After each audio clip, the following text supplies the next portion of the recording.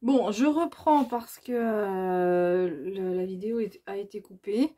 Donc, je finis pour vous avec la carte du serment. Donc, on vous dit, donc un serment est un lien sacré. Il va bien au-delà d'une promesse. Il s'agit d'un lien de l'âme contracté par la parole. Donc, quand cette carte arrive, on vous dit qu'il y a peut-être comme un avertissement sous-jacent qu'une personne pourrait se servir de vos propos et les déformer pour bénéficier de votre loyauté pour toujours, quelles que soient les circonstances, comportements ou traitements. Un serment est fait entre égaux et peut être brisé par les deux parties ou les événements. Voilà. Donc voilà, il est question de serment, de se faire des promesses. Hein. C'est ça, un serment, un engagement. Donc là, premier message, attention, il peut y avoir une personne qui peut essayer de détourner vos propos pour vous montrer que vous auriez fait un serment avec cette personne. Or, ce n'est pas forcément le cas.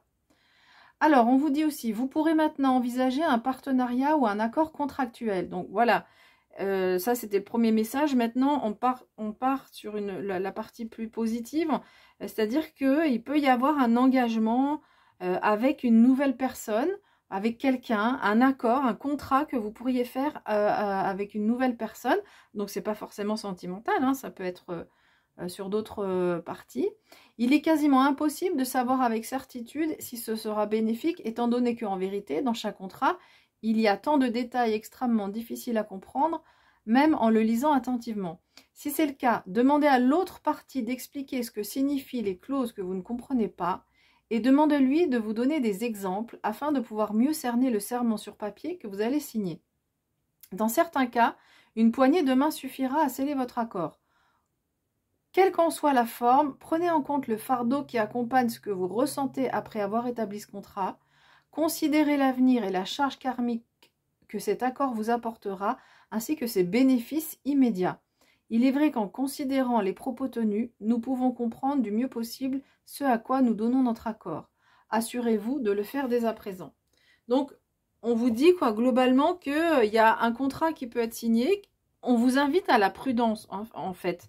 On voit ces deux personnes qui sont en train de passer un contrat, on a pesé de l'argent, peut-être négocié.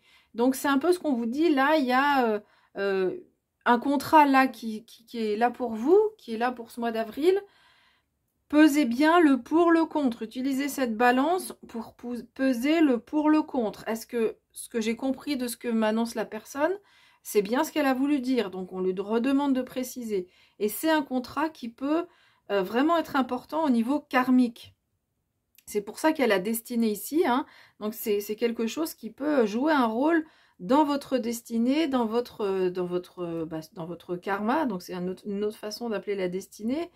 Et qui peut visiblement voilà, jouer un rôle important. Ce qu'on vous demande, c'est vraiment de bien peser le pour, le contre, et de bien comprendre en quoi ça vous engage. Voilà. Voilà, désolée pour la coupure. Je vous souhaite un beau mois d'avril. Je vous souhaite plein de bonnes choses. Et puis, je vous dis à bientôt.